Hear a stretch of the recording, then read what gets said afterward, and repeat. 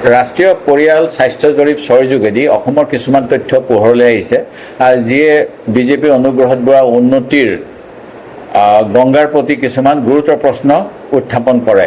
নিশ্চয়কৈ কিছুমান ক্ষেত্ৰত কিছু পৰিমাণে ফলাফল উন্নত হৈছে, যদিও বিজেপি চৰকাৰে বিজ্ঞাপনত দিয়া ধৰণে যে অমৃতকালৰ ছবিখন সম্পূৰ্ণ সঁচা নহয় সেয়াও প্ৰমাণিত হৈছে।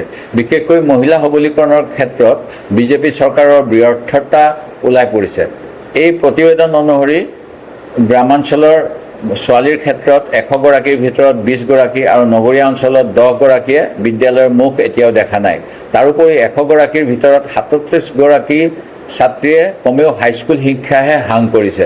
15 পৰা 19 বছৰৰ ভিতৰত প্ৰায় 7% ছোৱালী গৰ্ভৱতী হয়। ঠিক তেনেকৈ অসমৰ ক্ষেত্ৰত 100জনী মহিলাৰ ভিতৰত প্ৰায় 10জনীৰ নামতহে মাটি বা ঘৰ আছে। বিবাহিতা মহিলাসকলৰ ক্ষেত্ৰতো দেখা গৈছে অসমৰ প্ৰায় 16% মহিলা ঘৰুৱা হিংসাৰ বলি হয়। আনহাতে চিজেৰিয়ান প্ৰক্ৰিয়াৰ জৰিয়তে হোৱা প্ৰসৱৰ ক্ষেত্ৰত দেখা যায় যে 100 গৰাকীৰ ভিতৰত 81 গৰাকীয়েহে ব্যক্তিগত খণ্ডৰ চিকিৎসালয়ত কৰিছে, যাৰ বিপৰীতে মাত্ৰ 17 গৰাকীয়ে চৰকাৰী চিকিৎসালয় সেৱা লাভ কৰিছে।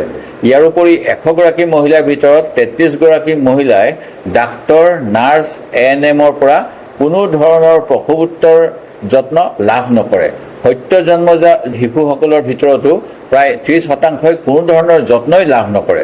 6 মাহৰ পৰা 23 মাহ পৰ্যন্ত শিশুৰ মাত্ৰ 16%ই প্ৰয়োজনীয় পৰিমাণৰ খাদ্য লাভ কৰে আৰু অসমৰ 30%তকৈ অধিক 5 বছৰৰ অনুৰ্ধ শিশুৰ ওজন প্ৰয়োজনতকৈ কম। ইয়াৰ উপৰি দেখা গৈছে শিশুসকলৰ ভিতৰতো প্ৰায় 50% শিশুহে অংগনবাড়ী বা প্ৰাক বিদ্যালয়লৈ যায়। এই তথ্যসমূহে অসমত বিকাশৰ বন্যা ধৰি থকাৰ এক বিপৰীত ছবি দাঙি ধৰিছে। মহিলা সবলীকৰণৰ ক্ষেত্ৰতো অসমৰ বিজেপি চৰকাৰখন সম্পূৰ্ণ বিফল হৈছে। কেৱল হিতাধিকাৰী আঁচনিয়ে মহিলাক সবল কৰিব নোৱাৰে। ইয়াৰ বাবে মিছন মদত কাম কৰাৰ সদিচ্ছা লাগিব।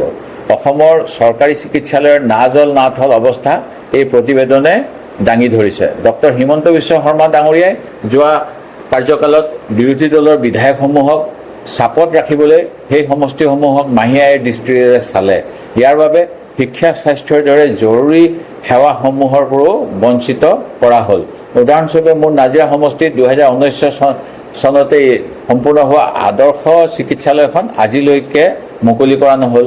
অনুৰূপ ধৰণে 2007 চনতে মহকুমাৰ চিকিৎসালয় ঘোষণা হোৱাৰ পিছতো চিকিৎসকৰ অভাৱ আৰু 1973 চনতে যি গেলেকী স্বাস্থ্যকেন্দ্ৰ কৰা হৈছিল, সেই স্বাস্থ্যকেন্দ্ৰত বৰ্তমান মাত্ৰ 6 ঘণ্টাৰ বাবেহে চিকিৎসা সেৱা দিব পৰাৰ এটা ব্যৱস্থা হৈছে।